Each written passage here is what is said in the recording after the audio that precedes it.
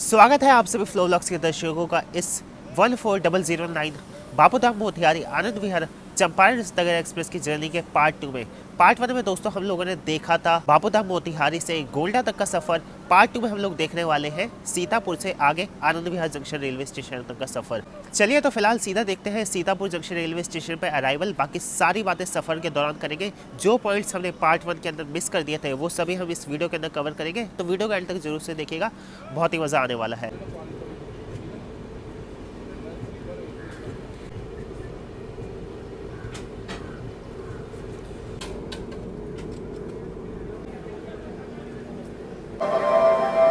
May I have your attention, please? Train number 14009 Papudha Motihari Anand Vihar Terminal from Papudha Motihari to Anand Vihar Terminal via Moradabad Hapur has arrived on platform number 3. Sitapur junction railway station पे Champaran सतनगर express की निर्धारित जो पहुंचने की timing है वो सुबह 8:05 पे है। अपने निर्धारित समय से हम लोग 15 मिनट बिफोर यहाँ पे आ चुके हैं। एक्चुअली इस ट्रेन को गोल्डा से सीतापुर पहुंचने के लिए तकरीबन 160 किलोमीटर के डिस्टेंस के लिए 3 घंटे का वक्त दिया गया था। इसी कारणवश ये हमेशा सीतापुर जंक्शन रेलवे स्टेशन में कभी 15 मिनट, कभी 20 मिनट, कभी कभी तो भाई एक घंटे बिफोर आके सीतापुर जंक्शन रेलवे स्टेशन पर ये ट्रेन खड़ी हो जाती है। यहाँ पे ये ट्रेन 10 मिनट का हॉल्ट लेती है। स्टेशन कोड है सीतापुर का STP। एक ये मेजर जंक्शन रेलवे स्टेशन है। जब मीटर गेज में ट्रेनें चला करती थी ना इस पूरे उत्तर प्रदेश के रीजन में, तब तो ये और भी बड़ा हब हुआ करता था। यहाँ से 4 अलग अलग डायरेक्शंस में रेलवे लाइन जाती है।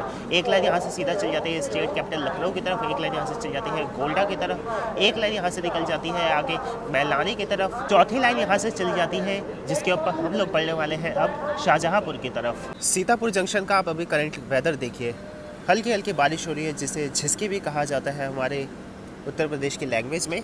यहाँ आपको सुबह सुबह पूड़ी सब्जी, समोसे, चाय, ये सभी नाश्ते के ऑप्शन में मिल जाएंगे। आई गेस जो प्लेटफॉर्म नंबर 1-2 यूज़ होते हैं यहाँ के, वो यूज़ होते हैं लखनऊ और पीलीभीत जाने वाली ट्रेन के लिए। बाकी 4, 5, 6 देखिए एक तरफ है, ये यूज़ होते हैं शाहजहांपुर और गोल्डा की तरफ जाने वाले ट्रेन के लिए। सीतापुर डिस्ट्रिक्ट की आबादी तकरीबन 50 लाख के करीब है और ये एक कृषि प्रधान या कहे एग्रीकल्चर इकोनॉमी बेस्ड ये डिस्ट्रिक्ट है। मतलब यहाँ पे खेती बहुत ही ज़्यादा होती है, यही लोगों का मोस्टली रोजगार का साधन रहता है। कृषि के अलावा यहाँ पे धार्मिक और सांस्कृतिक पुराणों की भी कई सारी मान्यताएं हैं। हमारे हिंदुज़म में पुराणों में ये माना जाता है कि महर्षि व्यास ने जो वेदों की रचना की थी ना, वो यही सीतापुर में ही की थी। सीतापुर में ही ना एक मंदिर है, चौखंबा मंदिर जिसे कहा जाता है। वहाँ पे बताया उस टेम्पल के अंदर 4 शिवलिंग है और ये मान्यता है कि अगर आप यहाँ पे कुछ भी मांगेंगे सच्चे दिल से, नेक दिल से, तो आपकी उस सभी मनोकामनाएं पूर्ण होगी। सीतापुर में ही ना माँ ललिता देवी शक्तिपीठ टेम्पल भी है जो कि 51 शक्तिपीठ टेम्पल्स में आता है। 51 शक्तिपीठ टेम्पल्स पता है क्या थे? जब भगवान शिव जी माता पार्वती जी ने सती कर लिया था खुद को, जब उनकी बॉडी या कहें उनको लेके जब पूरे ब्रह्मांड में गिर रहे थे, तो विष्णु जी ने अपने सुदर्शन चक्र से उनके शरीर को काटा था और वो ना 51 टुकड़ों में कटे थे। जो 51 टुकड़े अपने धरती लोक में जहाँ जहाँ गिरे, आज वहाँ पे हर जगह शक्तिपीठ टेम्पल्स कहलाए जाते हैं वो सब। बिल्कुल निर्धारित समय सुबह 8:15 पर हमारी ट्रेन निकल चुकी है सीतापुर जंक्शन रेलवे स्टेशन से।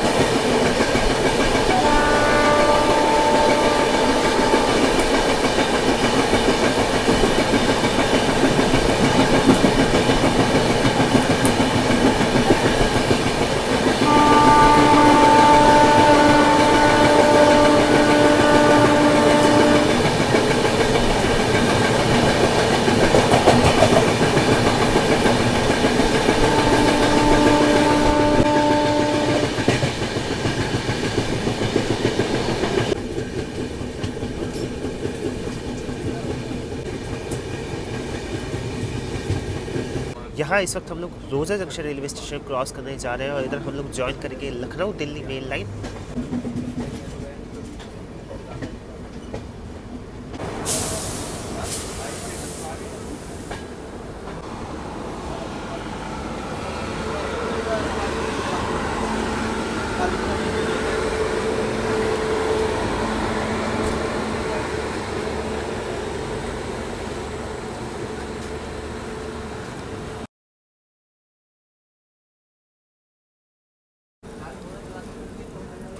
यहाँ रोजा जंक्शन रेलवे स्टेशन पे हमारी ट्रेन ने एक अनशेड्यूल्ड हॉल्ट लिया है और ये तो खैर होना ही है, क्योंकि सीतापुर से चंदौसी के तकरीबन 250 किलोमीटर के सफ़र के लिए इस ट्रेन को 6 घंटे का वक्त दिया गया है।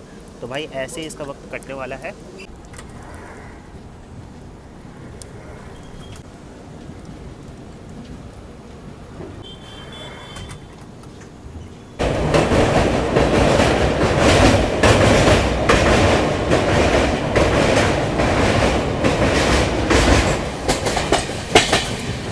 रोज़ा से निकल गए इस वक्त हम लोग शाहजहाँपुर जंक्शन रेलवे स्टेशन को क्रॉस कर रहे हैं। इसे जंक्शन इसलिए कहा जाता है क्योंकि यहाँ से एक लाइन चल जाती है पीलीभीत की तरफ।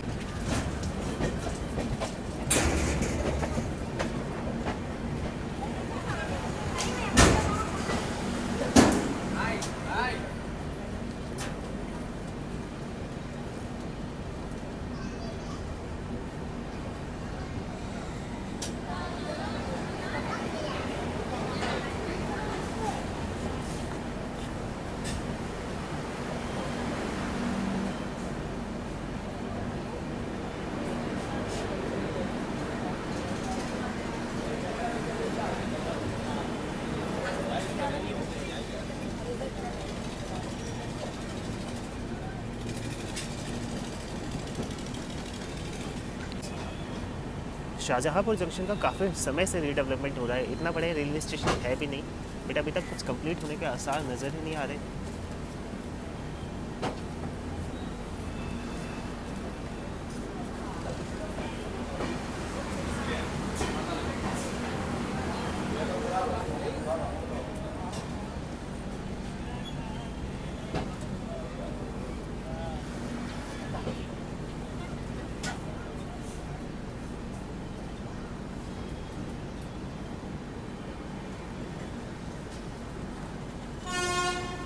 बाकी एक चीज़ अच्छी लग रही है स्टेशन की देख के कि भाई ट्रैक्स को भी बहुत ही अच्छे से साफ़ किया जा रहा है।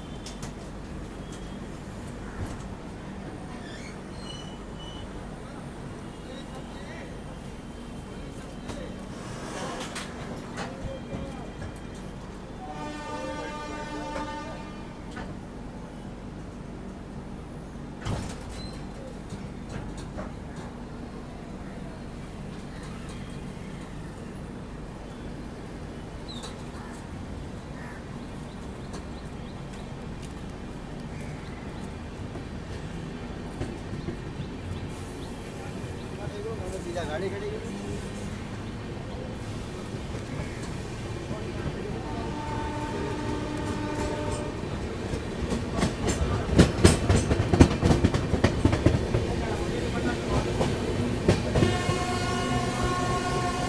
शाहजहाँपुर से निकलते ही अब हमारी मुलाकात होने वाली है मेरठ से वाराणसी वंदे भारत एक्सप्रेस से।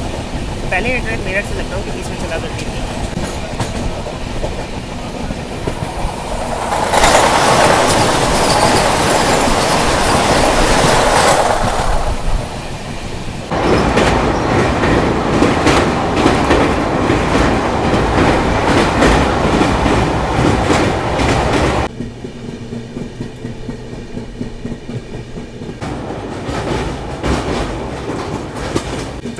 जिसने भी चंपारण सत्याग्रह एक्सप्रेस का टाइम टेबल बनाया है ना, उसे तो भाई 21 तोपों की सलामी मिलनी चाहिए। अगर आज पाब्लो एस्कोबार जिंदा होता, जो कि एक टाइम का वर्ल्ड का सबसे रिचेस्ट ड्रग लैंडलॉर्ड था, अगर वो शख्स आज जिंदा होता ना भाई, वो अपनी सारी संपत्ति बेच के भी उस इंसान को ढूंढता जिसने इस ट्रेन का टाइम टेबल बनाया है। क्योंकि भाई उसकी सबसे बड़ी जो रहस्य की बात होती ना, वो ये ढूंढता कि इस बंदे ने किस चीज़ का सेवन किया था इस ट्रेन का टाइम टेबल बनाने से पहले। आई मीन 250 किलोमीटर के लिए 6 घंटे का समय। चलिए मान लेते हैं कि एक टाइम पे इस रूट की सेक्शन स्पीड काफ़ी लो रही होगी, एमपीएस वगैरह काफ़ी लो रहा होगा। एटलीस्ट भाई हॉल्ट तो दे देते हैं आप। शाहजहाँपुर ये स्किप कर रही है, बरेली जाके भाई वापस रिवर्सल लेके पहुंच जाती चंदौसी, इतना इसके पास टाइम है। ना तो भाई बरेली के पास कनेक्टिविटी है, ना ही शाहजहाँपुर के पास कनेक्टिविटी है डायरेक्ट मोतिहारी या कहे चंपारण, पूर्वी पश्चिमी चंपारण जाने के लिए। और दोनों ही जगह पे भाई ये ट्रेन नहीं रुक रही है। बरेली कैंटी को एक तरह से आप जंक्शन भी कह सकते हैं, क्योंकि यहाँ से एक लाइन चल जाती है चंदौसी की तरफ जिसके ऊपर हम पढ़ने वाले हैं, और एक लाइन यहाँ से चल जाएगी आगे बरेली जंक्शन की तरफ। मात्र 2 किलोमीटर का डिस्टेंस है यहाँ से बरेली जंक्शन का। भाई यहाँ पे तो 2 मिनट का एक छोटा सा हॉल्ट दे ही सकते थे।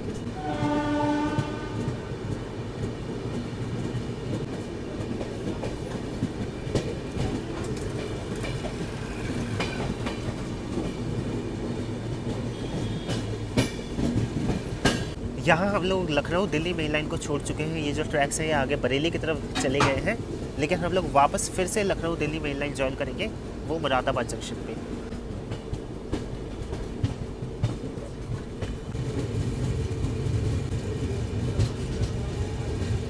नॉर्दर्न रेलवे के दिल्ली डिवीजन की ये ट्रेन है, तो भाई एक्सपेक्ट कर सकते थे एटलीस्ट नॉर्दर्न रेलवे तो इसे अपनी टेरिटरी में एक अच्छा खासा अग्रेसिव रन देगा, बट यहाँ तो खैर उल्टा ही हो रखा है। आमतौर पे होम जोन अपनी ट्रेन को बहुत अच्छा एग्रेसिव शेड्यूल देते हैं, लेकिन नॉर्दर्न रेलवे में नॉर्दर्न रेलवे अपने ही भाई होम जोन में इसे कचाड़ा बना रखा है। और ये ट्रैक्स आ रहे हैं बरेली जंक्शन की तरफ से। वही अभी मैं कुछ देर पहले बात कर रहा था कि इसे बरेली जंक्शन ले जाके रिवर्सल करा लेते, बरेली को कनेक्टिविटी भी मिल जाती, तो इसका टाइम का यूटिलाइजेशन भी हो जाता। अच्छी चीज़ ये है कि ट्रेन में IRCTC की ऑथराइज साइड पेट्री चलती है। यहाँ देखिए मैंने एक वेज थाली ले ली है जिसका कॉस्ट 130 रुपीज़ है। 2 पराठे दिए गए हैं, पराठे देखने में काफ़ी सही लग रहे हैं। यहाँ देखिए आलू सोयाबीन की सब्ज़ी है, इधर राइस है, यहाँ पे दाल है, एक मिक्स्ड पिकल है, और यहाँ पे है मटर पनीर की सब्ज़ी। खैर पनीर के क्यूब्स काफ़ी छोटे हैं, बट 130 रुपये के हिसाब से ठीक लग रहा है। एटलीस्ट प्राइस तो ठीक है, क्योंकि साइड पेट्री है, वैसे भी ये लोग कॉन्ट्रैक्टर वगैरह से परचेज़ करते हैं, तो 10-20 रुपये कमा भी देंगे तो कोई बात नहीं। अब टेस्ट करके देखते हैं इनका टेस्ट कैसा है। पनीर का टेस्ट एवरेज है एकदम।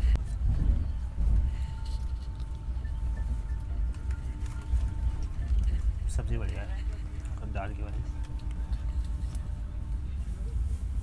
पनीर को मैं दूँगा देखिए 5 आउट ऑफ 10। आलू सोयाबीन की सब्ज़ी को दूँगा 10 आउट ऑफ 10। दाल को दूँगा 9 आउट ऑफ 10। आई मीन जिस हिसाब का साइड पेट्री का खाना होता है उसके लेवल के हिसाब से अगर कंपेयर किया जाए तो भाई ये खाना बहुत ही सुपर्ब है। लगभग अपने निर्धारित समय से 25 मिनट बिफोर हम लोग आ चुके हैं इस वक्त चंदौसी जंक्शन रेलवे स्टेशन पे। बाहर बहुत ही ज़ोरों की बारिश हो रही है करंटली। इन ट्रैक्स में भरते हुए पानी को देख के ना मुझे मुंबई की बरसात की याद आ गई। अगर आपने मेरे डेक्कन क्वीन एक्सप्रेस और बांद्रा गरीब रथ एक्सप्रेस की जर्नी नहीं देखी तो जाके दिखे, भाई साहब क्या ही तगड़ा मानसून था उधर।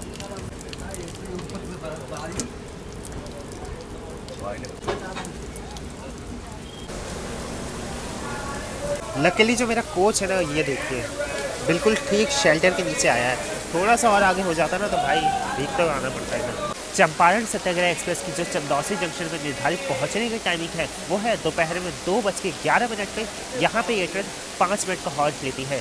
चंदौसी को जंक्शन इसलिए कहा जाता है क्योंकि यहाँ से एक लाइन चली जाती है आगे अलीगढ़ की तरफ और एक लाइन चली जाती है यहाँ से मुरादाबाद की तरफ, या ये कहें दिल्ली कानपुर और दिल्ली मुरादाबाद सेक्शन को जोड़ने वाला ये मिड पॉइंट है। चंदौसी की अगर बात की जाए तो ये उत्तर प्रदेश के संभल डिस्ट्रिक्ट का पार्ट है। पहले ना संभल डिस्ट्रिक्ट से पहले ये ना मुरादाबाद डिस्ट्रिक्ट का पार्ट हुआ करता था। जिस डिस्ट्रिक्ट में चंदौसी आता है उसका जो शहर संभल है ना, वो अपने हड्डी और सीख के ऊपर क्राफ्ट करने के लिए बहुत ही फेमस है पूरे वर्ल्ड में। और भाई यहाँ देखिए खड़े खड़े तो पूरी दुनिया शावर लेती है। इंडियन रेलवे ने आप सभी के लिए प्रबंध किया है कि अगर आपको बैठे बैठे शावर लेना है तो आइए चंदौसी जंक्शन के प्लेटफॉर्म नंबर 3 पे प्राकृतिक शावर की व्यवस्था कर रखी है भारतीय रेलवे ने।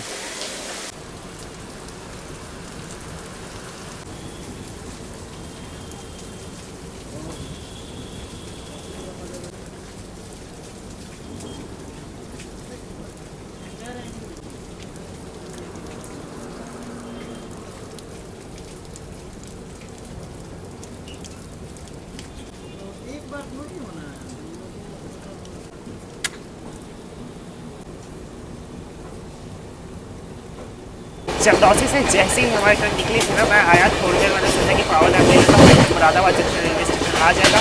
और वो पावर नैप कब भाई फुल फ्लैश 3.5 घंटे की 3 में कन्वर्ट हो गई, पता ही नहीं लगा। फिर उठा मैंने अपना फ़ोन देखा, उसमें देखा समय बज रहे शाम के 6। मैंने कहा है 6 बज गए।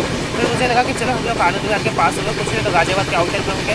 फिर मैंने स्टेटस वगैरह चेक किया और पता लगा कि हमारी ट्रेन अभी हापुड़ जंक्शन रेलवे स्टेशन में नहीं पहुँची है। फिलहाल इस वक्त हम लोग 1 घंटे 40 मिनट की देरी से चल रहे हैं। और मैंने जैसे कि मैंने आप सभी को बताया था कि जिसने भी भाई इसका टाइम टेबल बनाया ना, उसने कुछ तो भाई प्रभात का सेवन किया था। जहाँ पर स्लैग देना चाहिए, आमतौर में क्या होता है जो ट्रेनें होती है उन्हें डेस्टिनेशन स्लैग दिया जाता है। मतलब जब अपने डेस्टिनेशन के आसपास पहुँचने वाले हो, मान लीजिए 1-1.5 घंटा लगता है तो उन्हें 2 घंटे 2.5 घंटे ऐसे दिया जाता है, ताकि जो रास्ते के दौरान जो डिले हो ना वो लास्ट में कवर किया जा सके और ट्रेन की पंक्चुअलिटी मेंटेन की जा सके। बट इसे मुरादाबाद से आनंद विहार के बीच में एकदम अग्रेसिव शेड्यूल दिया है। तो भाई सलूट है उस बंदे को। स्टेटस मैंने चेक किया, 3:26 में ये ट्रेन निकल चुकी थी मुरादाबाद जंक्शन रेलवे स्टेशन से। अभी 6:10 हो रहे हैं, हम लोग अभी हापुड़ ही पहुँचे। मतलब 100 किलोमीटर का अब तक हमने सफ़र तय किया है पिछले 2.5 घंटे में। कमाल है भाई उस कंट्रोलिंग डिपार्टमेंट को भी जो इसे आज कंट्रोल कर रहा है।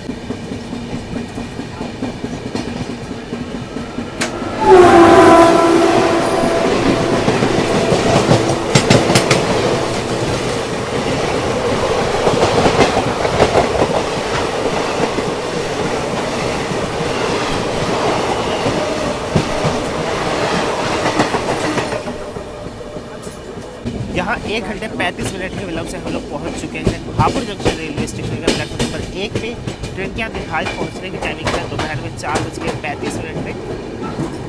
हापुड़ जंक्शन से 4 अलग अलग डायरेक्शन में रेलवे लाइन चली जाती है। एक लाइन यहाँ पे आती है मुरादाबाद से, एक लाइन आगे चली जाएगी गाजियाबाद की, और एक लाइन यहाँ से चली जाती है मेरठ सिटी की तरफ, और एक लाइन यहाँ से निकल जाती है अलीगढ़ की तरफ। हापुड़ जंक्शन रेलवे स्टेशन में टोटल 5 प्लेटफॉर्म है, जिसमें आई गेस 3 ही प्लेटफॉर्म यूज़ होते हैं पैसेंजर मूवमेंट्स के लिए, बाकी 2 आई गेस ये देखिए फ्रेगेट्स और कुछ रिजर्व ट्रेन के लिए यूज़ हो रहे हैं। यहाँ भैया को सुपरमैन बनने का शौक है। मुझे समझ नहीं आता है ये लोगों को 10-15 सेकंड बचा के ऐसा क्या ही बिजनेस खड़ा कर लेना होता है। भाई देखिए यहाँ ट्रेन रुकी है ना, वहीं तक पहुँचे है ना, 15 सेकंड बाद पहुँच जाते, लेकिन नहीं, हीरोगिरी दिखानी है 15 सेकंड बचा के, 20 सेकंड बचा के, पता नहीं क्या ही एम्पायर खड़ा कर लेंगे। अगर आप इसमें ट्रैवल करना चाहते हैं बाबूधाम मोतिहारी या पूर्वी पश्चिमी चंपारण की किसी रीजन से दिल्ली तक के लिए, पहले तो मैं आप सभी को रिकमेंड करूँगा कि आप लोग कोशिश करिए कि आपको मिले सप्त क्रांति एक्सप्रेस में टिकट, क्योंकि वो काफ़ी कमाल की ट्रेनों से प्रायोरिटी वगैरह मिलती है और एटलीस्ट वो डिले तो नहीं होती है। तो देखिए इसमें AC 3 tier economy, AC 3 tier, first class, sleeper class और जनरल क्लास की कोचेस है। AC 3 टियर इकोनॉमी जिसमें आज मेरी यात्रा हो रही है, इसमें आपको बाबूधाम मोतिहारी से दिल्ली के आनंद विहार का फेयर पड़ेगा 1200 रुपये। अगर आप तत्काल में लेंगे, जिसमें आज मैंने टिकट निकाली थी, तो इसमें आपको तकरीबन 1600 रुपये पे करना होगा। इसलिए मैं आपको सिर्फ जनरल फेयर्स बताने वाला हूँ, तत्काल और ये सब बताऊंगा तो कंफ्यूज हो जाएंगे आप लोग। इसके थर्ड AC का फेयर जो नॉर्मल है वो है 1300 रुपये के करीब। इसके फर्स्ट क्लास का फेयर है 3200 रुपये के करीब। यही फेयर इसके स्लीपर क्लास का बाबूधाम मोतिहारी से दिल्ली के बीच में आई गेस 550 रुपये के करीब है, और जनरल क्लास में ठीक इसका आधा कर लीजिए। टिकट अगर मिलने की बात की जाए तो AC क्लासेस में थोड़ा सा मुश्किल इसमें टिकट मिलता है, क्योंकि बहुत ही कम कोचेस है, तो उसके लिए मैं आपको रिकमेंड करूँगा कि सब क्रांति ले सकते हैं। बाकी ट्रेन में स्लीपर क्लास के कोचेस काफ़ी ज़्यादा है, स्लीपर के इसमें कोचेस ज़्यादा है, तो स्लीपर में आपको ईजिली टिकट मिल जाएगा। इवन तत्काल में अगर आप स्लीपर में ट्राई करेंगे तो आपको आराम से मिल जाएगा, क्योंकि 200 से भी ज़्यादा सीट्स इसके तत्काल में खुलती हैं।